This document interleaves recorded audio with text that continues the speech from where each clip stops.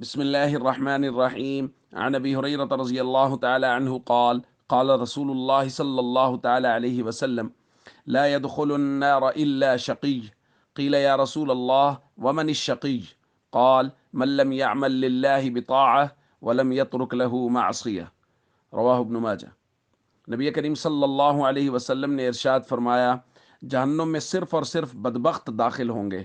صحابہ کرام نے پوچھا، یا رسول اللہ بدبخت کون ہے؟ آپ صلی اللہ علیہ وسلم نے ارشاد فرمایا، جس نے کبھی اللہ کی رضا کے لیے نیکی نہ کی ہو اور جس نے کبھی اللہ سے ڈرتے ہوئے گناہ اور معصیت کو نہ چھوڑا ہو۔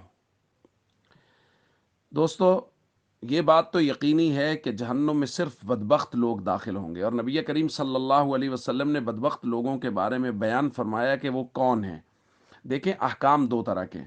ایک احکام وہ ہیں جن کو اوامر کہا جاتا ہے، اور ایک نواہی، یعنی کچھ کو کرنے کا حکم ہے، وہ نیکی ہے، طاعت ہے، اور کچھ سے بچنے کا حکم ہے کہ یہ نہیں کرنا۔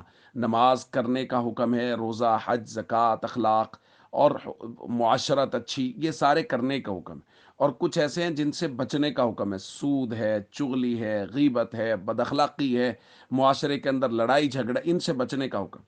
نبی کریم صلی اللہ علیہ وسلم فرما رہے ہیں، جو اللہ کو راضی کرنے کے لیے نیک اعمال نہ کرے، یعنی اللہ کے احکام کو بجا نہ لائے، اور کبھی بھی اللہ سے ڈرتے ہوئے معصیت نہ چھوڑے، گناہ کے کام نہ چھوڑے، یہ بدبخت ہے۔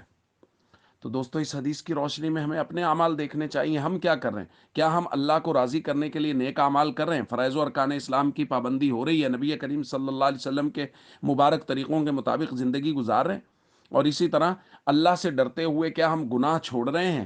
کیا ہم سود سے توبہ کر رہے ہیں؟ بد اخلاقی سے بچنے کی کوشش کر رہے ہیں؟ غیبت، چغلی اور بہتان بازی سے ہم بچ رہے ہیں؟